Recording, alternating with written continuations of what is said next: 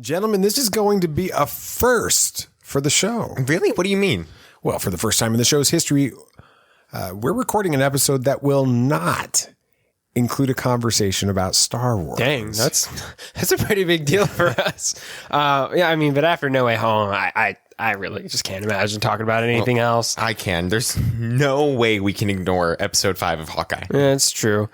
The two might just be connected, though. Well, let's just say that everything that happened in the MCU last week means that Marvel deserves its own episode. It's all spoilers from this point forward. This is Tatooine Sons. It's true.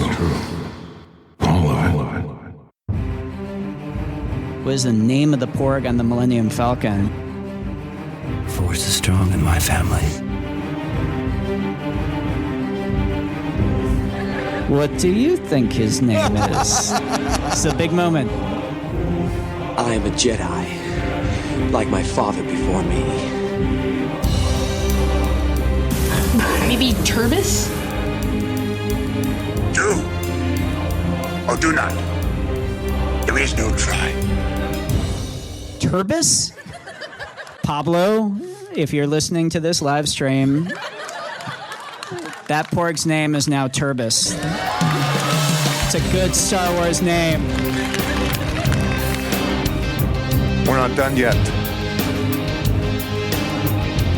These guys recorded an awesome podcast called Tatooine Sons.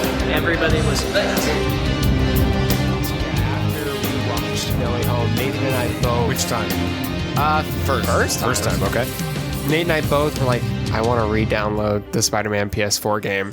So we did it, and we've both been playing it since, just because we... there's some that suggest that the ending of No Way Home is basically setting it up exactly like the game. But anyway, we'll talk about that in a little bit. Welcome to Tatooine Sons, a pop culture podcast. We are the only fan podcast to name a canon Star Wars creature. We haven't named a Marvel creature.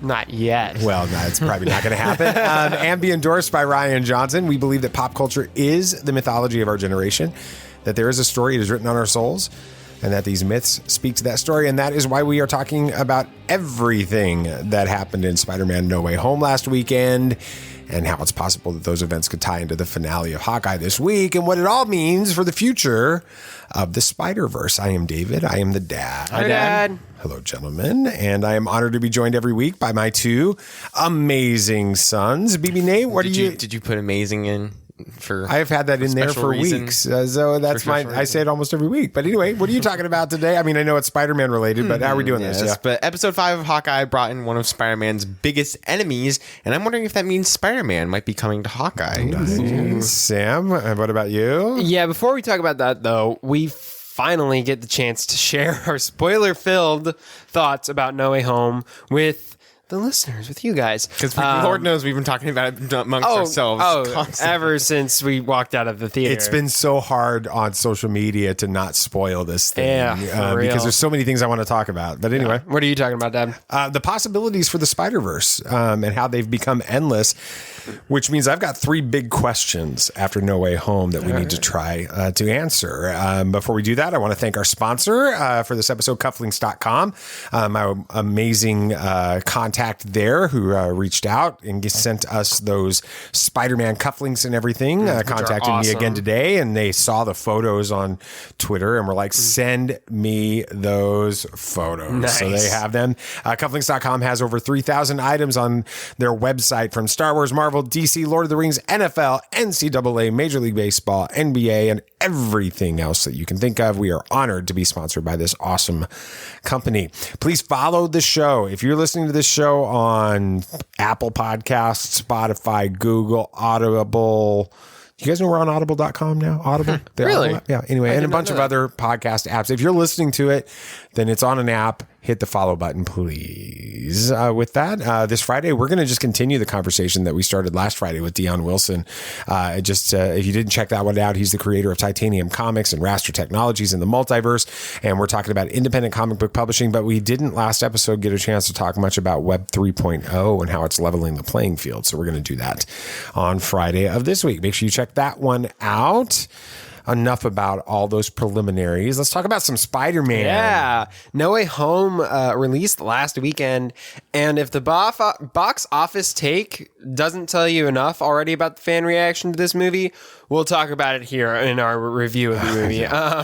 But we'll give a quick no spoiler review, and then we'll dive straight into talking about all the amazing things that were in this movie. Be on your guard. There are older and fouler things than orcs in the deep places of the world. All right, then, keep your secrets.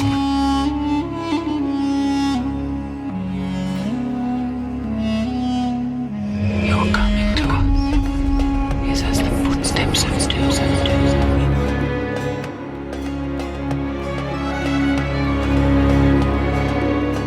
There are many magic rings in this world, Bilbo Baggins, and none of them should be used lightly. What did you think about Spidey's new suit? I love it. Don't say anything more, but I think it's awesome. I really do like it a lot. I thought it was very Fitting.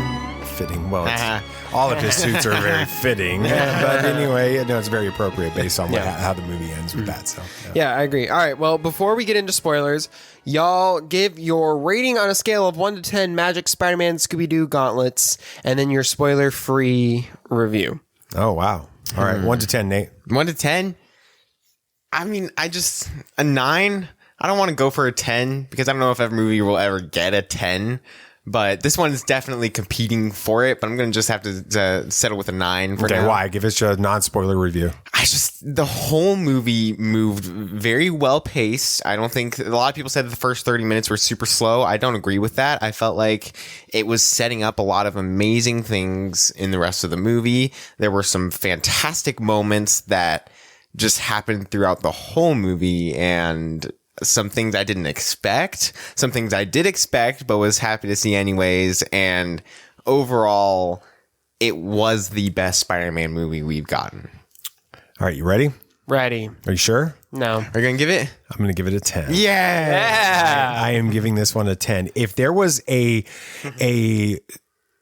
wish list for this movie, this checked off every box on the wish list and then some, and delivered it splendidly. Mm-hmm. This movie, usually the second viewing of a movie is the one that really tells me whether or not really it's the deciding one. It is.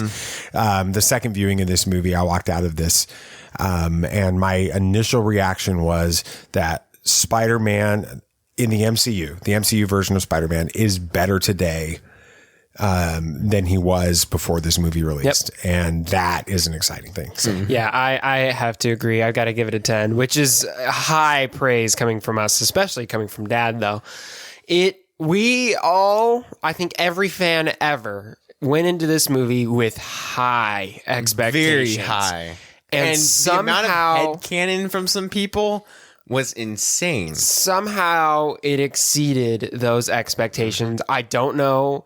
I don't think any movie could ever do that, and yet this movie did somehow. Compare this to, Infinity War, we walked into it with a lot of understanding of what was going to happen and walked out of it a little bit meh. Yeah, because people, and we've been open about that on this show.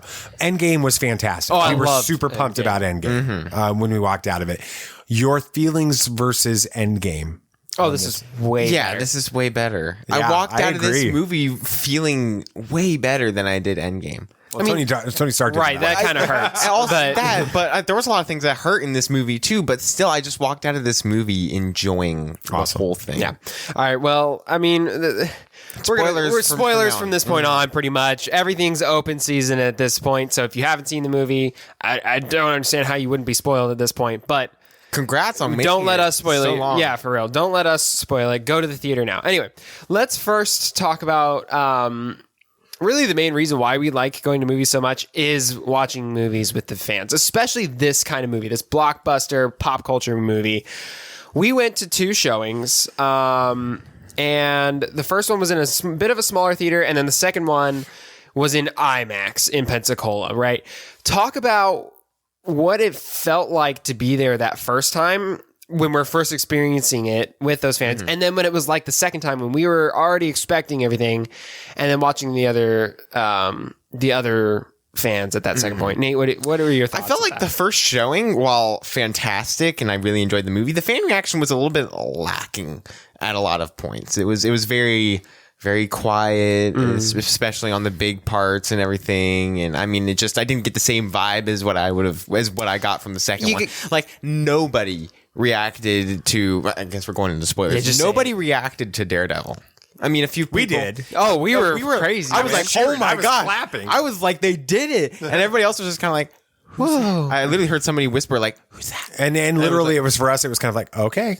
We know what kind of group we're with right now. We know what we need to expect. And when Andrew and Toby showed up, the place kind of was like, woo! And it was kind of like that. But and I was like, okay. We were in Orange Beach, Alabama, in this tiny little theater. So that the environment itself really makes a difference too. It does. You know, if you're in not a hectic environment, people aren't going to be as energetic. But what did you think, Dad? Specifically, what were your thoughts about the IMAX showing? Okay. Well, let's talk about the first showing. The first showing, we were in a room full of people that were excited to see this movie. Yes. The second showing at IMAX were people that were dying to see this movie. Exactly. Yeah. And that was a very different experience. First of all, it's a different experience anyway, because it's IMAX. The visuals are better. Oh, the sound is so much better. The sound wasn't great in our theater. It wasn't great in the first one. The first time. It was great in the IMAX. And so all of that combined, plus you had people who they had not seen this movie and they were dying to see it. Yes. And so very exciting. In fact, I walked out of the theater. We were driving home from Pensacola. I actually tweeted on our account. I said, second time watching Spider-Man No Way Home was a very different experience.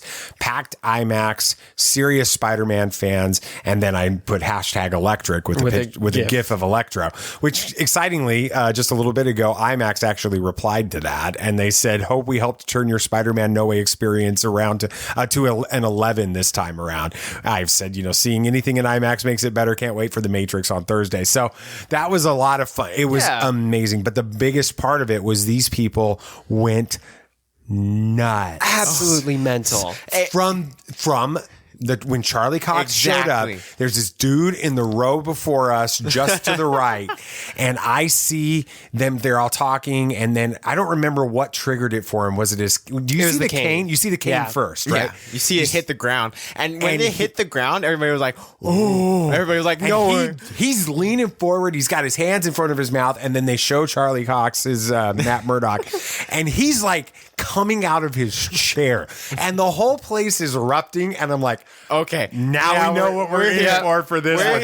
It was amazing. And for some of these people, there was tears in that second showing. And it was so much fun to see them experience that. Yeah, I mean, especially when the big scene with Andrew and Toby coming out. Oh my gosh, the place was just erupting. When you see Andrew in the portal, everybody was kind of like, no way. I heard people were like, "Oh my gosh!" And then he starts walking, and then he shows up. There were three rounds of cheers when the portal opened. When he jumped through the portal, and then when he revealed his mask, and everybody was just screaming. I look back, there were people out of their seats, and it was just like, okay, yeah, this is where you want to be at this point. Yeah, and especially when Toby came too, because I think the cheers were even louder when Toby stepped. Because a lot of the people were that age. This has been 20 years in the making for some of these fans. I mean, they've been Spider-Man fans ever since Toby hit the silver screen. They've loved Spider-Man. And now every generation of Spider-Man fan can enjoy this movie. You love Andrew, right? He was in this. Me, I'm not really partial to any of them above the other. I kind of like them all. But for every fan, they've got something in this movie that they like, and they executed it really well. But let's talk about something we knew was going to be in this movie the whole time, but that was the villains. We knew that the villains from all of the universes were going to be in this one. But they were handled a bit differently than I think anybody expected them to be. I remember watching it the first time, and eventually Peter had captured them all and put them in the little magic cells or whatever. And did you guys not get end of Andrew Garfield's Amazing Spider-Man 2 vibes there, where there was like the Wasn't there like where they were setting up the Sinister Six? Or something? Yeah. They had like the Vulture suit, and the Doc Ock suit, and I kind of thought that's what they were teasing. I can see that now. Yeah, but they're sitting there in the cells and they're just having a chill conversation with everyone. And I looked over at Savannah. I'm like, these are the most chill supervillains I have ever seen. It felt very different than any other Spider-Man film. Excuse me. But what were your guys' thoughts on how they handled the villains in this movie? Making them pretty sympathetic from the beginning and even making them good in the end. I think they needed to do that because of the way that the story was going to go. So they're getting ready to position Peter Parker versus Doctor Strange. Doctor Strange being the responsible, understanding the significance of this moment, having to get these guys back there, versus Peter Parker, who is going to build this relationship with them and try to redeem them. And so they needed to have that moment to where you kind of see these characters as real people again, versus just big bad villains with it. And I think that's one of the reasons why they brought Lizard in and they just kind of threw him in the cell and we didn't see anything with him a whole lot for that, because it's harder to get that sympathetic vibe with him. But you get it with Doc Ock because you know what his backstory is. You get it with Sandman because you know what his story is in a big way. I mean, we do with Lizard too, but it's different because he's a monster. He's a lizard. But and then Electro. I mean, he's a sympathetic character too. So they needed to set that moment up for everybody with that. And then of course when they bring in Harry Osborn, Norman. Yeah. I was going to say Harry too, and I knew one right. So, when they bring in Norman and he's not in the cells and he's truly Norman Osborn, that was really powerful. He's having conversations with it and he's interacted with that. I think that was really important. I liked how the characters, they were real. It was this whole movie was made to be very human, very emotional on every side and with every character. I felt like it was a great way to show Spider-Man's moral compass in a way and how he has to make these decisions. It was a great way to deliver the great power, great responsibility message throughout this movie. I felt like everything about it was done very well, especially with the villains. And then you had the twist with how evil then Norman becomes when Green Goblin fully sets in, and he's just ruthless, yet again, Peter still has to have this moral compass. And so I really liked how they described that and showed that from the beginning. Yeah. Of the villains, which one was your favorite in this movie? I don't know. There were a lot of good ones. I think that everybody's going to say Green Goblin just because of how he was the main villain throughout this movie. Yeah. But I really do like what they did with Doc Ock. I loved how they made him good at the end. I love how they changed that to be fitting a lot like how it was in Spider-Man 2 with Tobey. I think that it was very well done, and I liked how he was the villain for the first half, but a good guy in the second half, kind of mirroring Norman in a certain way. I liked the way that the Spider-Men, which they actually said it. Yeah, so it it's is now Spider-Mans. confirmed. The proper English for that is Spider-Mans, which then makes me say that the proper English for Batmans. We don't know is that Batmans. yet. We don't know that yet. But anyway, I think I like how the Spider-Mans interacted with the villains from their universes too. There was baggage there. There was relationship there. There was story there, and they let that come through in this. I would say my favorite villain. I loved Green Goblin, and I thought he was an amazing guy, and I love the fact that they gave Norman the opportunity to be that character without the mask in this. So you can see how amazing of an actor Willem Dafoe is in this. But I loved the idea of Doc Ock and how they show that chip is really allowing the tentacles to control him. And when he's not under their control, he truly is a good person. And there was this moment there in the big battle at the end where it looks like maybe he's gone dark again with it, and he's not. And I loved that. So I loved all the villains in it, but I would say Doc Ock was my favorite. Yeah, that's good. And then we discussed how they're pretty different. Do you still think that they kept the villains feeling true to the originals? Obviously, Electro looked a bit different. But overall, did they feel true? I feel like Electro felt pretty different from his weird, awkward, nerdy self in Amazing Spider-Man 2. But I didn't mind it. I felt like it worked better. It changed the character in a way that showed how dark he became after he became Electro and how serious he was. And then that was even reinforced when he was talking with Andrew, when Andrew was talking about him even. He's like, he was the sweetest guy ever. And so it shows that change. And I liked that. I do feel like all of them felt very true to the originals. I mean, we didn't see much of Lizard, but that still felt fine. So I think that they did intentionally change Electro to be much more comic book accurate, a little bit more, more like Jamie. I think Jamie Foxx was kind of like, I'll come back, but type scenario. I don't blame him. But they gave an explanation, and it was an explanation that worked. He said things like, I like who I am in this universe, and the power is different. The power is different. Yeah, all of those different types of things made it believable versus jarring, which it could have been very jarring. Yeah, to have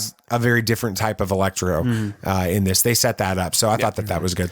Well, let's just talk about the elephant in the room here, and that's Toby and Andrew. Well, let's really get into depth about it. But Nate, we kind of talked about how the fans reacted when that portal opened up and we see Andrew. But what was going through your head when that portal first opened up? I saw Spider-Man and I'm like, okay, those eyes are too big, but in a certain way, I didn't let myself believe it for a while. I was just like, they aren't going to go there. Not this quick, not this early in the movie. I was expecting them to just show up at the end battle and not so soon. And then Andrew just jumped through that portal and I was like, okay, they did it. And they went there. And so it was really amazing to see that. And I was so excited. Yeah. Dad, how do you feel about how they use these characters? Nate was saying like he thought they were just going to show up for that end battle, right? But they turned out to be more than just extra hands for the fight. What were your thoughts on all of that? I thought that this was just brilliant because it allowed, first of all, there to be a reason for Andrew and Toby's Spider-Mans to come into this universe and to be a part of this. This is at the moment. This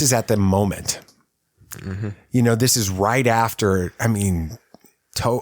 Peter Parker's just held Aunt May in his arms as she died. Jeez. It's his fault, but in a different way than in these other universes. In the other universes, Uncle Ben dies because of Peter's selfishness. Aunt May dies because of Peter's grace. Yeah. And he's questioning whether or not that's wrong. It's the complete opposite of what Toby and Andrew's Spider-Mans went through. And it's at this moment where he could go full on rage in this. And you think he's going to with it. And he could go bad guy in a big way. And Andrew and Toby are brought in these moments to add to be their kind of like guardian angels in a lot of ways from another universe. They're brought in by the multiverse to rescue Tom Holland's Peter Parker from himself. With this. And then of course you get amazing Spider-Man fighting all over and the fun and all of that at the end.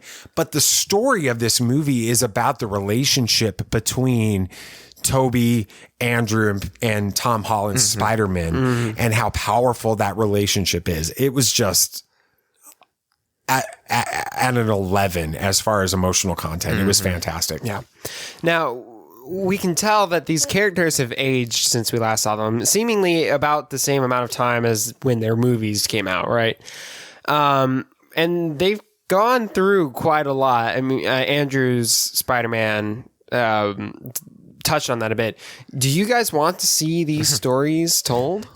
Of course. Well, of course you want. More Andrew than Toby, but yeah, I really do want to see a lot more Andrew, I feel like there's so much more they could do with his character, especially. I'm not sure if I want to see the stories of his past told, but I do want to see the stories of his future. Maybe reconciling the things he did wrong after he redeemed himself with MJ, which that scene with him saving MJ was great. But I really do think that there are a lot of things they could do. There's even rumors coming out that they're in talks with Andrew for his Spider-Man movies to come back again, and I don't know. I feel like there's a lot they can do right now. I'd love for these stories to be told. I think it's less likely for Toby's because I don't think Toby really cares. Yeah. I think Toby was thrilled to be a part of this, but it's sort of like, yeah, I'll do this movie. And then he's ready to move on with his life. Andrew loves playing this character. Oh, he does. And Andrew gave 110%. And in a lot of ways, when he steals every scene he's in. Oh, for me at least. Definitely. With it. And so seeing him pick up 7 years later or whatever after Spider-Man, The Amazing Spider-Man 2, and him returning, what I'd like to, well, we'll talk about it in my segment. Yeah. I just think that there's a lot there that we need to see, and I think it would be a really compelling story, and I think that Sony would be fools at this point to not tap into the fervor over this character and this version of Spider-Man with it. So, and to finish off, let's talk about those couple end credit scenes there. So there was that first one, and I think we were all kind of expecting a little something like this, but we see Eddie Brock from the Venomverse show up. He's sitting there at some bar in Mexico, apparently being lectured for hours on end by this bartender about what the heck this universe is. He's just not getting it. And then it ends off with him saying, well, I think I need to go to New York and pay this Spider-Man a visit. And we're like, oh, we get to see a Venom Spider-Man fight. And then we all forget that everybody who knows who Peter Parker is gets pulled away and he disappears. And we think that's it. But then they have a little something there at the end that, you right there, Nate? You seem a little perplexed. Why did Eddie Brock get pulled over? Because he knows who Peter Parker is. How? Wait, how did he get pulled over in the first place? That's a good... Venom. Venom has knowledge. I was waiting for you guys to pick up on that. It's not Eddie Brock that knows it. It's the symbiote. Yeah. That knows it. It's Venom that knows who Peter Parker is. Okay, yeah. Which is still bizarre. Yeah. You still don't know that story with it, but it'll be interesting to see. I'm going to learn more. Yeah, but then there's that little bit of symbiote left, and there's your... we'll talk about that. There's your threequel hook or quadruple hook. Anyway, okay, we'll keep going. And then I think the one that we're all most excited about was the... it's not a post-credit scene. It was the trailer for Doctor Strange Multiverse of Madness, and I think there's really just about one part in that whole trailer that I think has got us all excited, especially you, Dad. What you freaked out when you saw this trailer. Oh my gosh, you were losing your mind. I loved it. When we saw... Here's why. There's two reasons. One, I think that the most compelling character in What If was Strange Supreme. Easily. I think we all agree on that. Secondly, this brings What If... It answers all the questions. The question was, is it really canon? Is it full on canon? Mm-hmm. And why? And why is What If being made? Yes. What is the purpose? It's tying into this. And now multiverse stories, What If stories, you could reasonably see any of these storylines from What If make their way into live action in the future. Yeah. Which would be a ton of fun. And just Doctor Strange fighting alongside an evil Doctor Strange is alongside or against. It could be either one. I'm saying that's another show. That isn't. Anyway. Yeah. Well, we had high expectations for this movie, but I think it's safe to say that this movie met them and went far beyond. This movie was a ton of fun, but it also developed Tom Holland's Spider-Man into the Spider-Man we needed for the MCU. We can't wait to see what comes of this character in the future. Yeah. And let's go ahead and put in here a dad moment. I am your father. So the most powerful moments in No Way Home are tied to Peter Parker's battle to do the right thing. Peter believes that these villains are worthy of redemption, even though he has no reason to. But this belief is tested to the limits after Aunt May's death at the hands of Green Goblin. Peter wants to destroy Norman Osborn, and he comes out and he says it.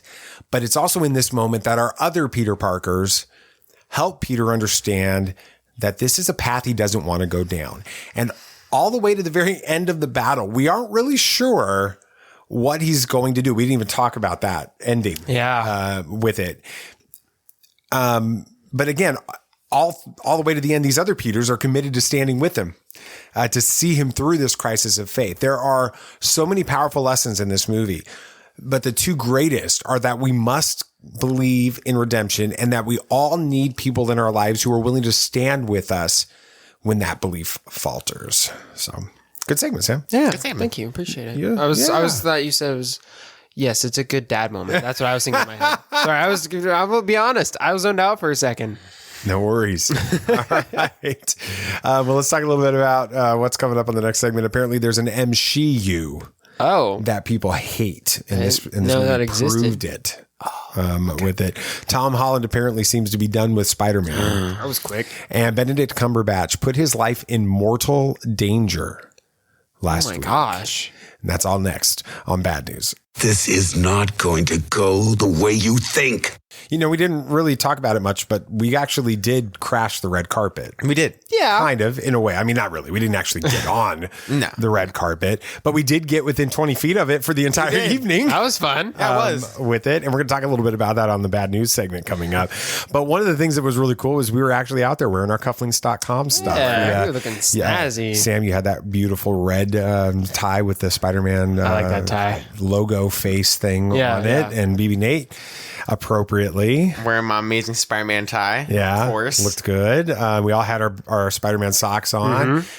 You guys had Spider-Man cufflinks as well. Yep. You had some red ones. You had the emblem, black emblem, and I had some gold ones with it. I do think it was why when a certain person within the cast, which we'll talk about here in a minute, made his way down the thing, that he stopped right in front of us and took a bow. Yes, I think it was agree. because of the amazing cufflinks that we were wearing. Real recognizes real.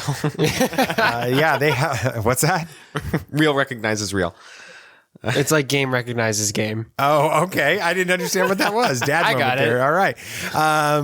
So thank you guys at cufflinks.com for sending those out to us. They have so many things: cufflinks, ties, socks. It can be some amazing stuff that you can look at. It's probably too late to get it for Christmas, but since it's Tuesday and it's 4 days away from Christmas. But you anyway, can still just get it and apologize for it. If you forgot to some overnight get somebody shipping, a Christmas gift, you can send it. You can get that to him and send it to him later, and blame it on New Year's. You can, if it doesn't get there on time, just blame it on COVID. That's what everybody. There we says. go. All right. With it, yes, they have over 3,000 items on their website covering not just cufflinks, but ties, tie bars, socks, money clips, and other great gifts out of all fandoms. And if you do decide to do some last minute shopping for something, or if you get cash in your stocking. Oh yeah, there you go. Well, I don't know how you use cash. Well, you know what I mean. Money. Deposit. Yeah. But yeah, I mean, if you want, you can go on to cufflinks.com and use the code Tatooine15 at the checkout to get 15% off everything on the site with no minimum. So if you want some cool Spider-Man cufflinks, so you can look almost as good as us. I don't think you can quite look as good as us. But no, you'll end up looking better. But when the Sorcerer Supreme takes a bow in front of you, it might be because that boosts your ego a little bit. He's not really the Sorcerer Supreme. Technicality. That's true.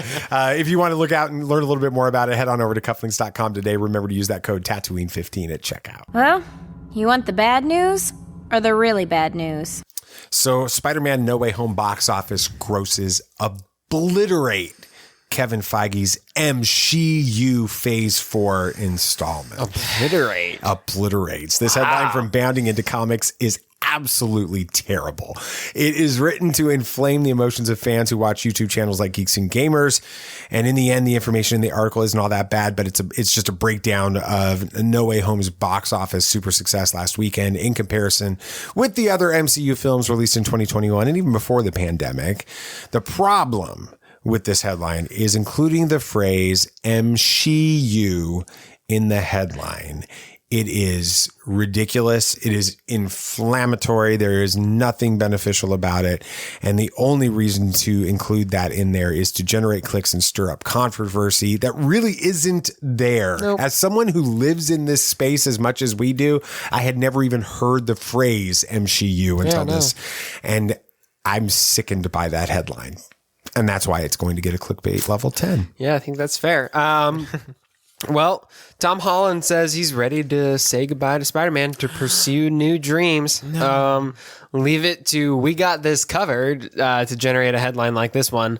They're taking Tom Holland's words out of context in order to suggest he doesn't want to return to the role of Spider-Man, which couldn't be further from the truth. The article shares some quotes that are clearly Tom's attempt to be gracious and self-deprecating. While Tom has said that he thinks it would be a mistake to play Peter Parker into his 30s, all signs point to Tom continuing to play Peter Parker in the future. Clickbait level 6. Yes, and this next one's a lot of fun. It is. Benedict Cumberbatch terrifies his security so he can greet Marvel fans. A giant freaking robot has no trusted and proven source for this one. And what makes it even more hilarious is we were there in person when this moment happened. At the No Way Home premiere on the 13th, Benedict Cumberbatch playfully ran away from his security to come down to those of us on the far end of the receiving line.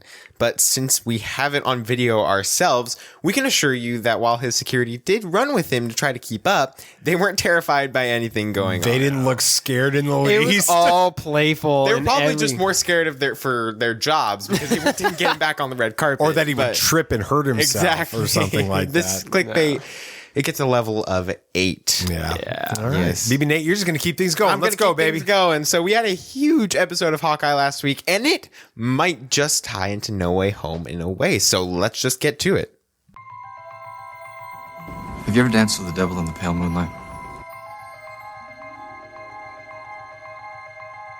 Yeah, I can fly.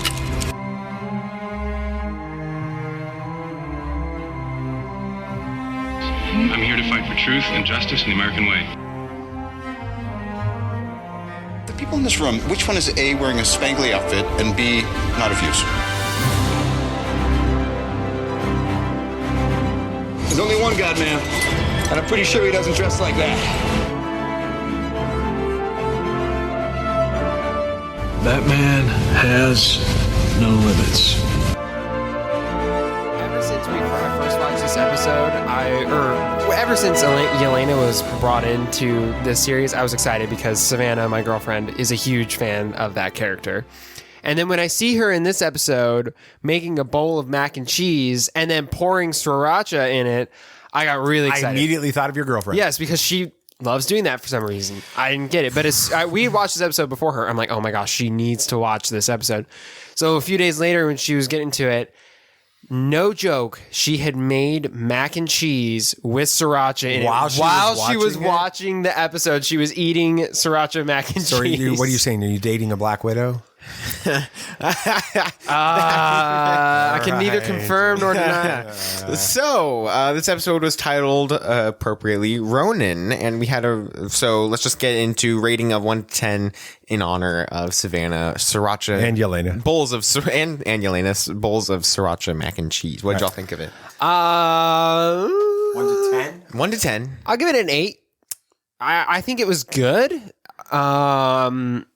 The end obviously was like mind blowing, but after kind of No Way Home, that's like small potatoes, it feels like. But it was a decent episode. The issue is I can barely really remember what happened between Yelena showing up and the end. Maybe it have a lot to happen the day after, and then the day after that, we went to go see Spider-Man. Right. So there's a lot going on in my brain. I'm having a hard time remembering it, and I'm sure as we discuss it, it'll come back to me, but just my initial reaction is an 8, I would think. I was 7.5. Okay. With it was a fun episode. I mean, you're right. There are two big moments. That entire conversation between Yelena and Kate Bishop was genius. It was beautiful. It was hilarious. Yelena was classic Yelena. Everything you love about those moments from Black Widow were jammed into that 3 minutes with that. And so it was so much fun. At the same time, I don't remember what else happens in the episode that much. Not much. Until we get the revelation that Eleanor is working. There's a few things, but I really only touch on those. So let's just get into it. At the beginning of the episode, we do see that was blip big from the eyes of a blipper. We don't have a title. A blipper. Blippy. A blippy. A blip eye or whatever. But we get to see a blip from the eyes of a blipper in this episode. And that person was Yelena. So let's just talk about it all. What did y'all think of Yelena in this episode and her backstory and even the scene with Kate? That was powerful. Oh, yeah. That was a really powerful scene when she blips and then she's coming back. At first, I couldn't even figure out that she was blipping. It took me a second to realize what was happening. And then she starts coming back and I realized it. And she's in the bathroom. The paint changes and all this. And you start realizing what's going on. I think is this the first time we've seen someone actually blip and then come back at the same time? Yes. With that. So that was really powerful to see that reaction when she comes back out. We didn't even talk about, are we going to talk about that Black Widow at all? No. Okay. So she's in the house of a Black Widow that's like Anna working for like she's on her own. She's an independent contractor to kill. Exactly. Right. And so there's that weird stuff that's going on with it. It was and then for Yelena to be like, I need to find Natasha. I need to tell her I'm okay. Oh, that just like was like take what's going on, and they've been setting that up because the whole series has been about Clint dealing with the death of Natasha. So now you're dealing with Yelena dealing with the death of Natasha. It was, I thought it was good. We didn't know that she blipped, I don't think. No, we didn't. So even just that revelation was interesting. And I like how they're continuing to use this blip throughout stuff. They're still mentioning it in No Way Home. They obviously got Hawkeye now. It's really cool because it changes these characters and it forces them to develop in ways that we don't expect. But the actual seeing of it was interesting. And now, because of that, doesn't she become an independent contractor like the other Black Widow? And that's why she's doing what she's doing. Exactly. But yeah, I mean, I'm glad we're getting more of this character. She was so much fun in Black Widow. And she is the new Black Widow of the MCU. So I'm glad we're getting more. So let's just talk about the whole scene with her and Kate. What did y'all think about that? Yeah, I mean, Dad kind of touched on it, but it was just a lot of fun. Fun, but also kind of uncomfortable the entire time. Just like Kate was feeling, where like she's like, you would have killed me. She's like, oh yeah, you wouldn't have even gotten the door closed. Like it was like funny, yet I'm not sure I can let my guard down. And then at the end, it flips. She's like, don't get in my way and stuff. It perfectly showcases how Yelena is a fun kid, like almost like a kid, but she's also a trained assassin, and she's not gonna let things get in her way. So I think she'll be a fun, it showcases how she's going to be a fun addition to the MCU is really what that scene is. I think that they're setting up. I am of the opinion, I know people on social media, on Twitter, we've interacted a little bit with some of these questions, that there's a concern that Clint is going to die at the end of this episode coming up. You don't give Clint his suit and then take it away. I don't think that he's going to die.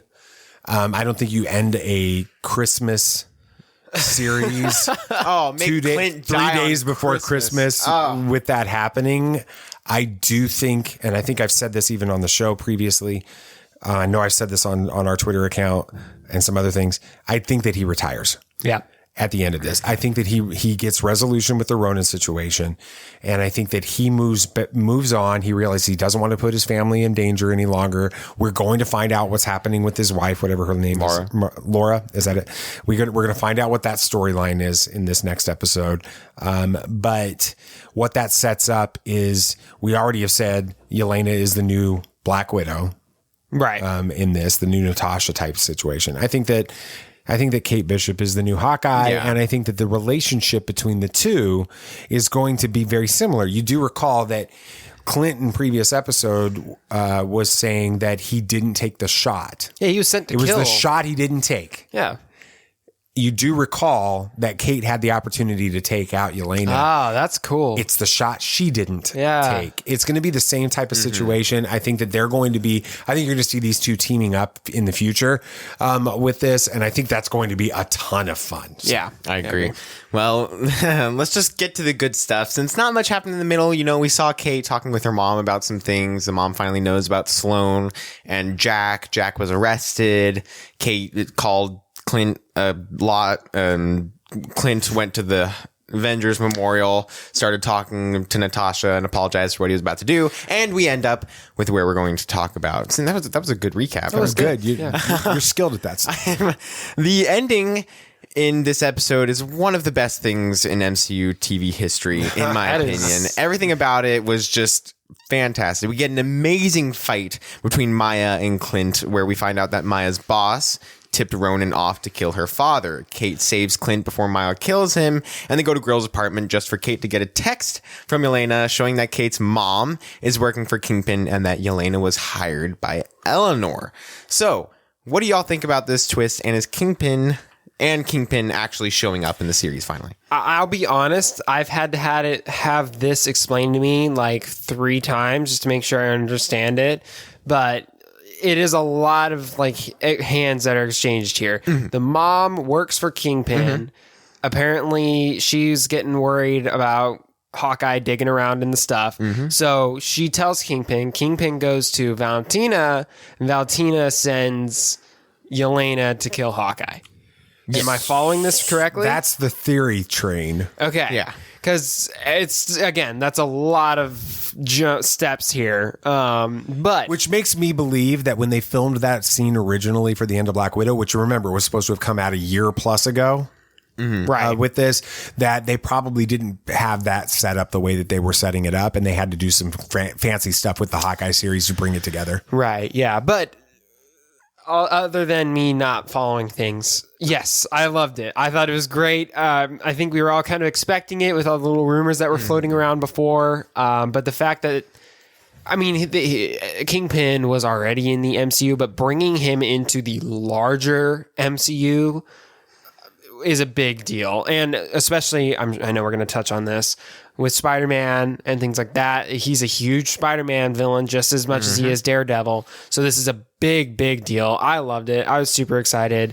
It was good. Bringing Kingpin in signals so many questions going forward. Does. Because you wonder then, is this a different Kingpin than the Daredevil Kingpin from the Netflix series? Or does this make the Netflix series and therefore Jessica Jones, Luke Cage, Iron Fist and the Defenders, does that make that all canon again? If so, how does this bring it in? My understanding is Kingpin goes to prison after season 3 of Daredevil. So what does that mean? Is he out of prison now? And so all of these questions kick in here. I do think it would be good and smart for the MCU to drop the Netflix. Let that finally solidify that it's its own universe, because Iron Fist was received so poorly. Really? But they don't have to bring Iron Fist in. I know, but that was a very big part. The Defenders was a huge part of Daredevil, and even in himself. And it is MA, and so that would allow a lot of things. And with when Kevin Feige said about Charlie Cox and Daredevil. Get a T-shirt where it's like Kevin Feige crossed out Kevin Feige. Like with what he said about before No Way Home came out, when somebody asked him about Daredevil, he said that if Daredevil does show up in the MCU, Charlie Cox will be playing him, not reprising his role as Daredevil, playing Daredevil. He would be playing Daredevil as a character. Yeah, so. I agree in that you kind of just need to let the Netflix stuff be its own. I think it's fine if they do decide to bring more of those characters back, having the original actors reprise their roles. I think that's a great idea, because from what I've heard, all the actors did great. But actually making those stories canon is difficult. I don't think you can do that. So just bringing in the characters, having them be functionally the same is a good idea. But yeah. I think that just Kingpin in itself changes the entire game going forward. Definitely. In the MCU. So I think that was an exciting moment. Well, speaking of Kingpin and the changing of the MCU, let's get into some Spider-Man theories for Hawkeye. So what looks to be the final set piece of this show is the Rockefeller Center. And as we see in the end of No Way Home, Spidey is in very close proximity. He swings down in front of it, to doesn't that place. Exactly. Yeah. He does. We also see Hawkeye falling in a couple trailers in Rockefeller Center, and then he's just on the ground. And did you confirm that? I did. I watched the original official trailer where we see a little bit more of him falling. He never crashes into the tree, but we do see the tree on the ground later. And in the new trailer, we see him on the ground with a torn up shirt, and then Kate just goes, "Whoa," while looking up, which is a little bit interesting. do y'all think we see Spidey in this episode? And if so, do you think that Kingpin becomes the big bad for Spidey right now since he's kind of staying the friendly neighborhood? Okay, if you would have asked me this a week ago, before we saw No Way Home, you'd say, heck no. I'd say there's no way chance. Spider-Man is showing up in this. But at this point, I'm going to just say, yeah, let's go. I think he is. I think he's going to be a part of it. I think that they're bringing it in. I think it's the big a moment. It's a Christmas present to everybody at the end of this. It's going to surprise it. It's going to make everybody over Christmas break go back and watch Hawkeye that didn't. If you didn't watch it, you're why foolish. not? Yeah, go back and watch it. It's great.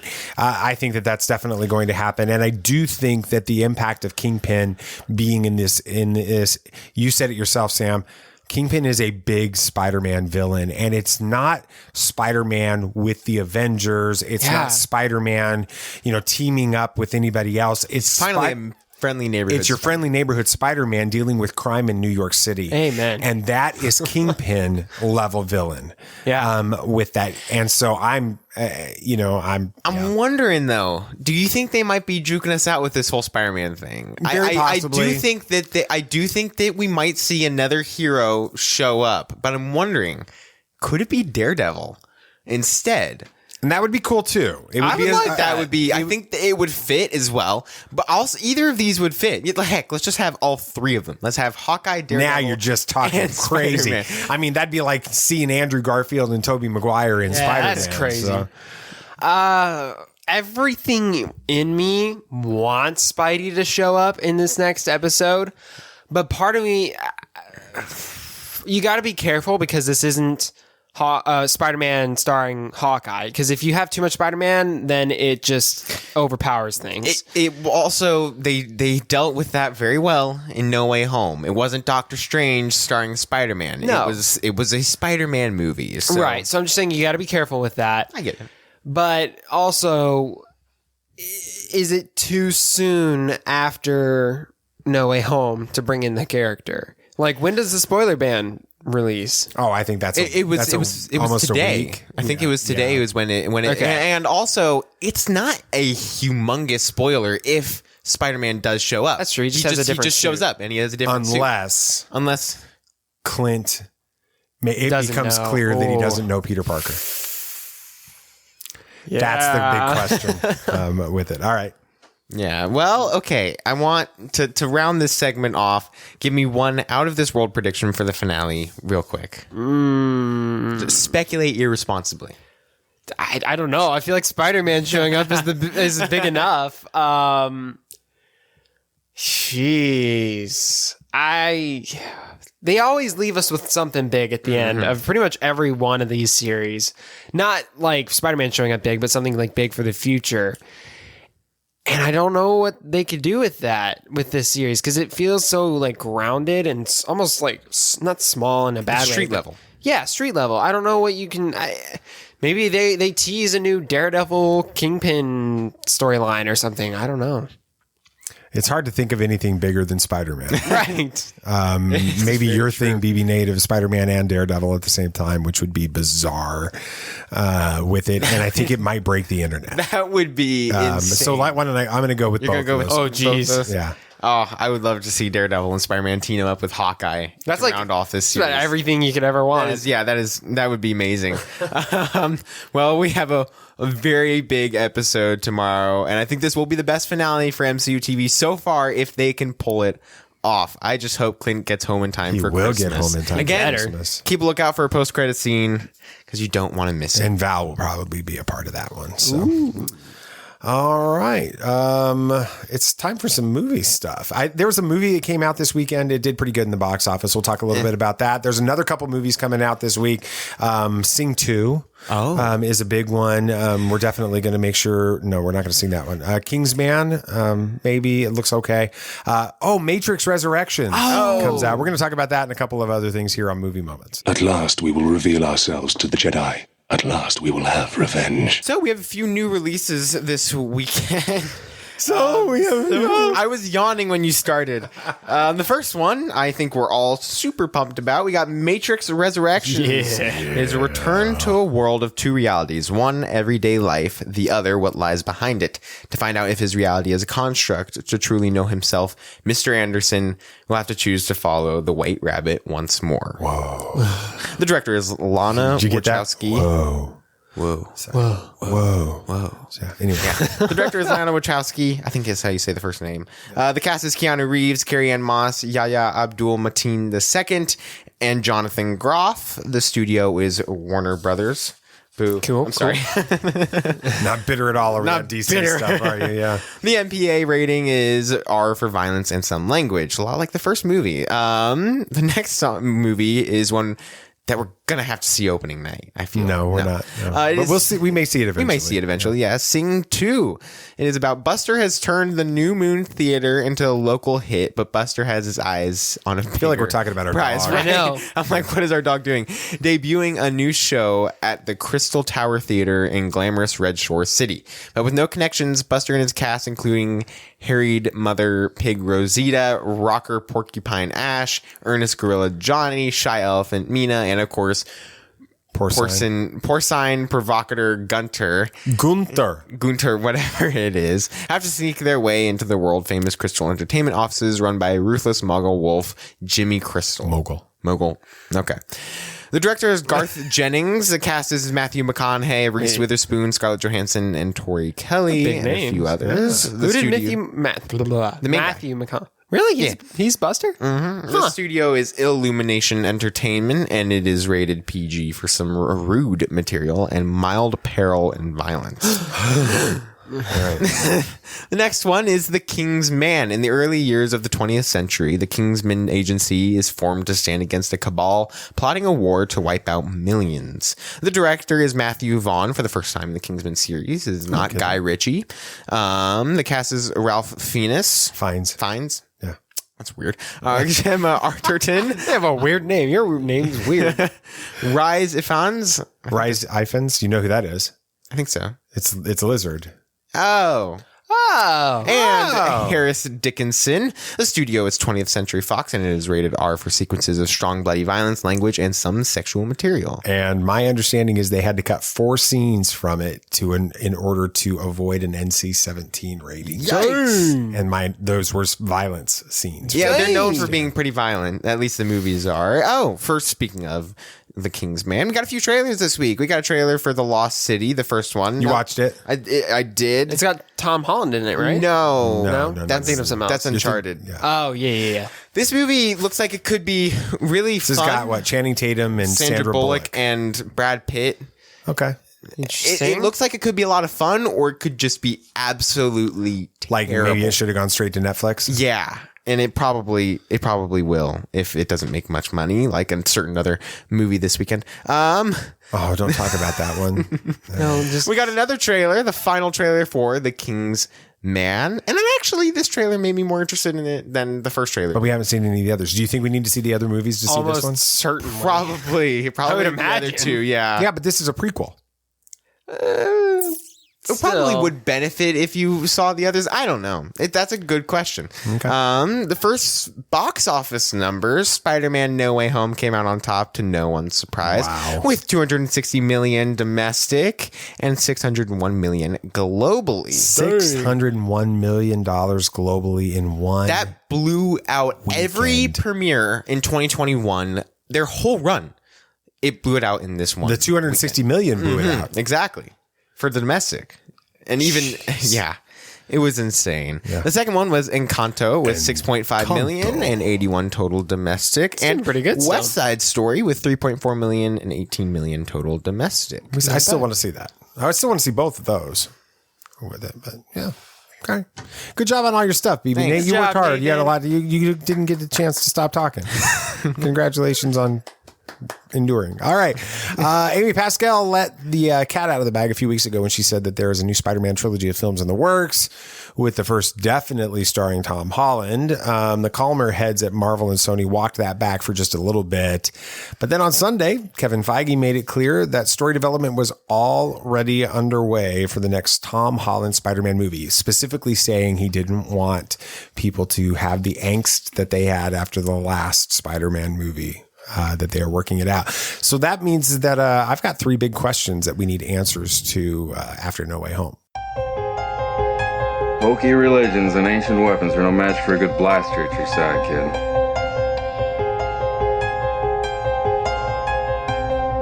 Rebellions are built on hope. Force is with me, and I am with the Force.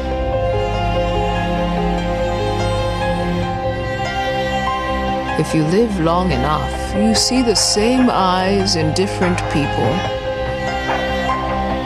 So we touched on it earlier on this, but that ending of the movie when they're literally standing on the giant shield of Captain America and Peter Parker and Norman Osborn are just going at it, and Peter Parker is just destroying Norman Osborn, and then he reaches over and picks up the glider, and he's literally getting ready to go John Walker on him on Captain America's shield. The symbolism there is unbelievable. When you watch this movie again, go back and pay attention to that. It's unbelievable. All right.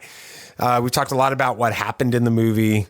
We talked about whether or not anything can happen in the future with the Hawkeye finale coming up I guess tomorrow.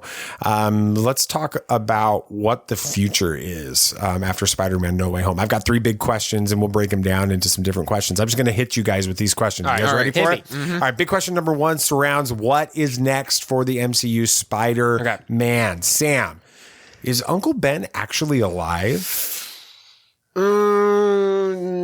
No. Okay, I why don't think not? so. I think that they are deciding to just move away from that trope. Not trope, but we've seen that storyline done enough times to where they decided to switch it up, have Aunt May be that version of the character, and they're just going to leave it there. He is alone in New York, living by himself now. You don't need an Uncle Ben. You don't need an Aunt May anymore. He is alone without a parental figure, I guess, at this point. What about you, B. Nate? What do you think? I don't think he is, and I don't really want him to be. I do want to see that loner Spider-Man. I want to see the Spider-Man we get in Spider-Man PS4, living on his own. And Even though Aunt May's still alive. Yeah. Well, but anyway. Yeah. Don't spoil it for anybody that hasn't played the game. So. Which you should, really. It was great. But I don't think that Uncle Ben is alive, and I think we're going to get that confirmed in the Spider-Man Freshman Year series. So. I wonder if Uncle Ben left them, because it's never actually said in the series, from what I remember, that he died. We assume it because it's Uncle Ben. Right. He left him. Remember, one of the big storylines of No Way Home is redemption, is forgiveness, is that type of thing. And so now you've got a Peter Parker who Uncle Ben doesn't know him. No, it doesn't even know who Peter Parker is. Exactly. And they come across each other, and now Peter has this opportunity to re-enter Uncle Ben's life and do it from a position of forgiveness. I think it would be really powerful. All right, BB Nate, yes. Is the Kingpin the big bad guy for the future of the Spider-Verse? I think he might be, at least for right now. I feel like Kingpin is going to be the big bad. I feel like he's being introduced in this Hawkeye series for a reason. I feel like we got the street level New York Spider-Man for a reason. And of course, Kingpin runs the streets of New York City. So I feel like it would make the most sense. For right now, I do think that Kingpin is a big bad.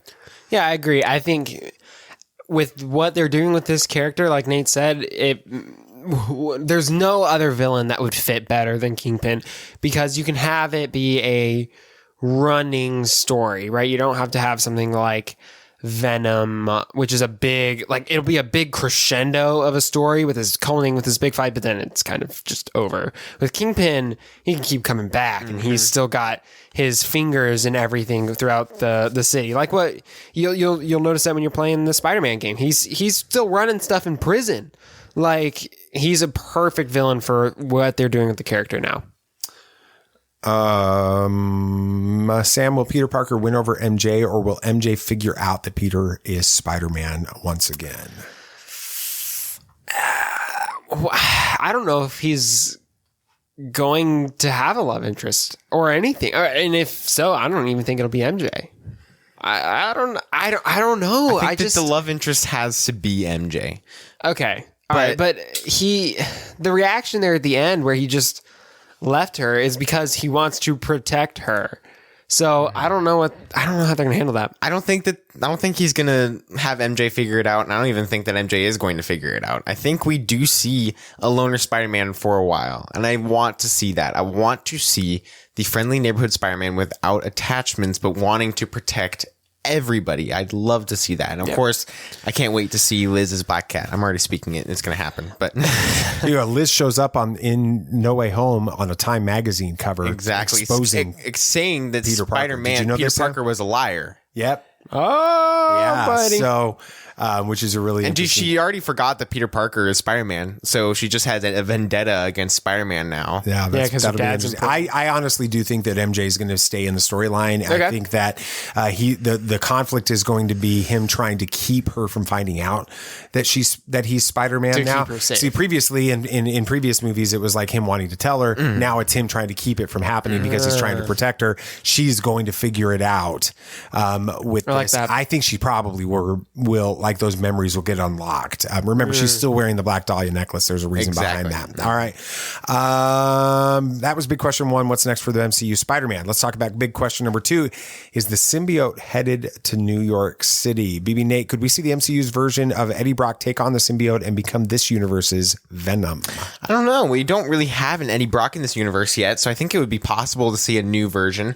We might see it on somebody else, but I think if we do see it attached to Eddie Brock, we might see a quick fight. We might, get the Spider-Man, the Tobey Maguire Spider-Man 3, but then I do think it would be very smart to have that Venom become Agent Venom, and then it would increase the space. You could bring that in with Guardians of the Galaxy, have that stuff tie in, or Thunderbolts, or even Thor, and you can have a lot of that stuff tie in with Agent Venom, and then we could get more stuff with the symbiotes that could bring in some Sony stuff at some points if they really want to, with the knowledge of the symbiote.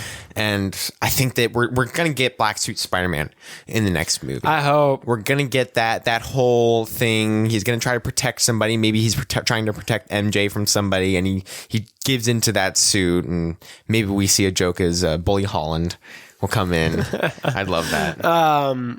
Yeah, I think you have to have the symbiote headed for New York. As to who it could attach to, I mean, sure, Eddie Brock's the obvious choice because that's usually who it is. But I mean, I think it would be interesting if they switched it up and had it attached to Flash or something. Even though I think that character's a little too silly. Yeah, he's a little silly in this one. But doesn't he attach to Flash Thompson in one of the storylines in the comics? Yeah.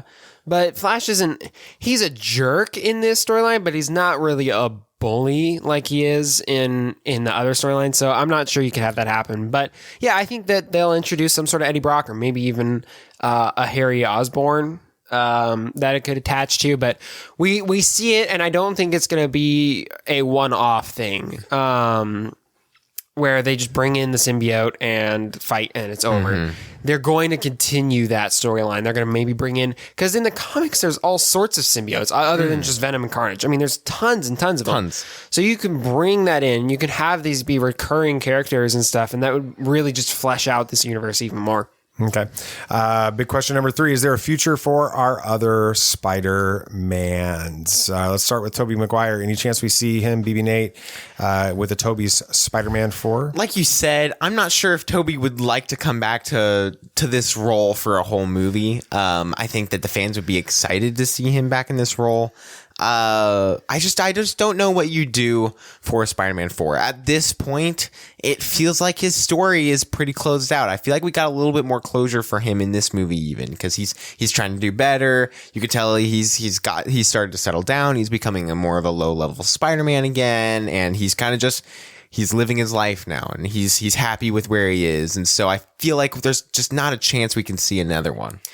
Yeah, I think you're done with him.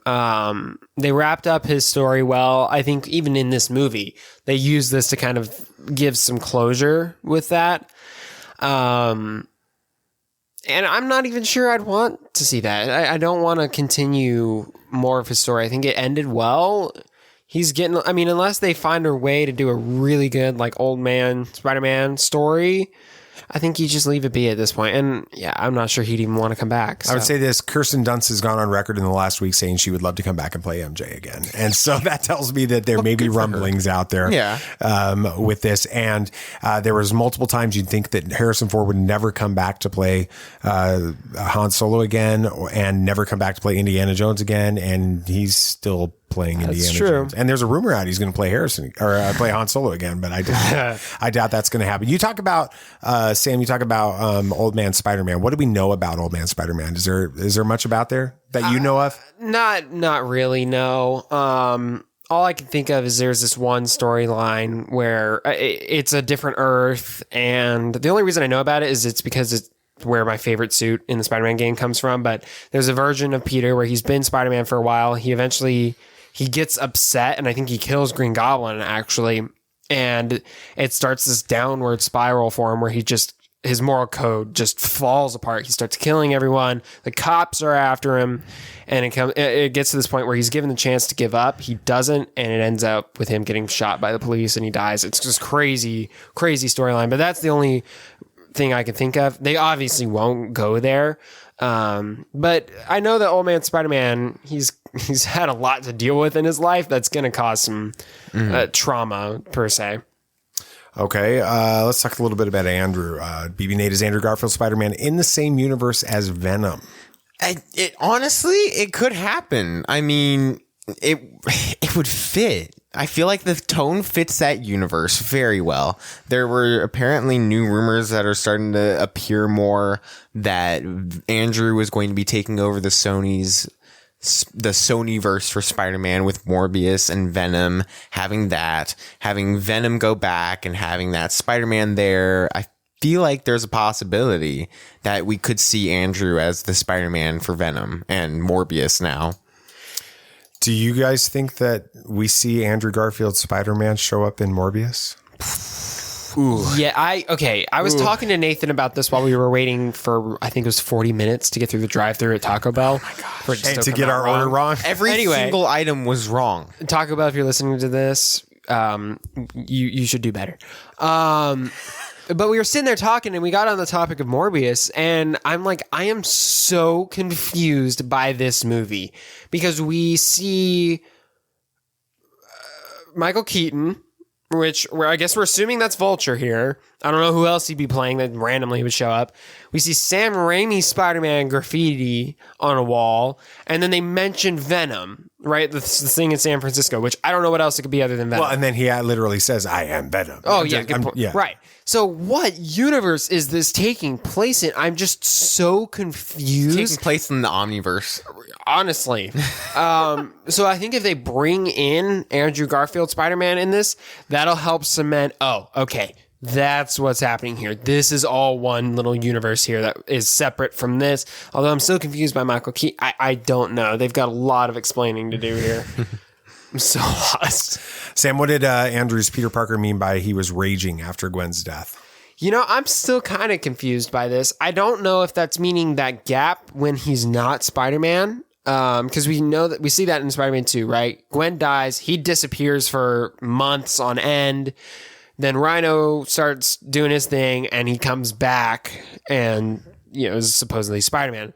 So I don't know if that raging means it's that time between, or if that means that he still hasn't gotten over it after he comes back.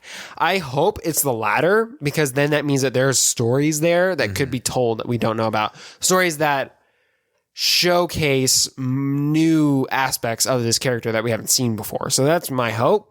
And by raging probably just means he starts letting loose a little bit more. Well, he says flat out, I stopped pulling my right, exactly. Punches. Yeah. Which it's kind of like Spider-Man or Tobey Maguire's Spider-Man in Spider-Man 3. He started doing that a bit. And even in Spider-Man 1, when he catches the killer, he talks about it in No Way Home. I just think we see more of that, but on a larger scale. I agree. I mean, I do think that he meant by raging, he started to let himself go. He was frustrated, he was grieving, and he just started to notice, I have all this power. Why am I pulling my punches? And so he did stop pulling his punches. I don't think that it is that what he's talking about is right after Gwen's death and that gap. I do think that it's after I got that impression in Amazing Spider-Man 2. Okay. He could tell he was still hurt and he didn't feel redeemed from the harm he caused. And I feel like that's why him saving MJ meant so much to him, because that was his redemption from all of that harm he caused. So I do think that there are stories that could be told there. Of course, I'd love to see those stories, but I also want to see the future of Andrew.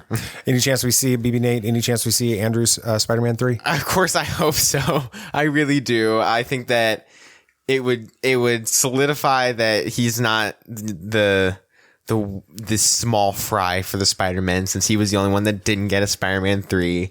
I feel like you could tell amazing stories with this version of Spider-Man now. I think that there's just so much that they could do. And honestly, I think that it would allow more people to see. A lot of people from this movie are starting to say, okay, I didn't notice Andrew's potential for Spider-Man until before this movie, but now I respect him even more. So he's been redeemed in the eyes of the fans as well. So I think that, yeah, it's important to have his next movie being made. Yeah, I think that there's definitely a chance after this, because I think he went all out with his performance in this movie to show that I can do this and people will like it. He was phenomenal. Let's just be honest. He was hilarious the whole time.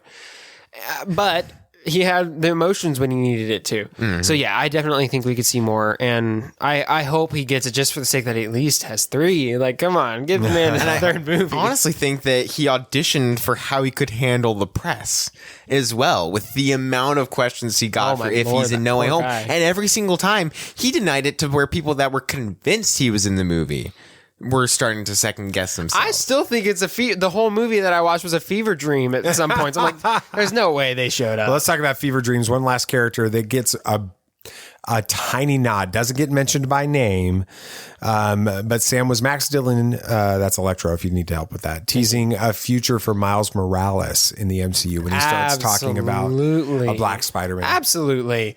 There's no way that they touch the character of Spider-Man in this modern day and don't think about bringing in Miles. He's become huge in past years. With the movie, the game, both movies now, 3, because we know it's a part 1. The game, he's a great character. He's not just Spider-Man 2.0. He's his own character with a different feel, different powers to an extent.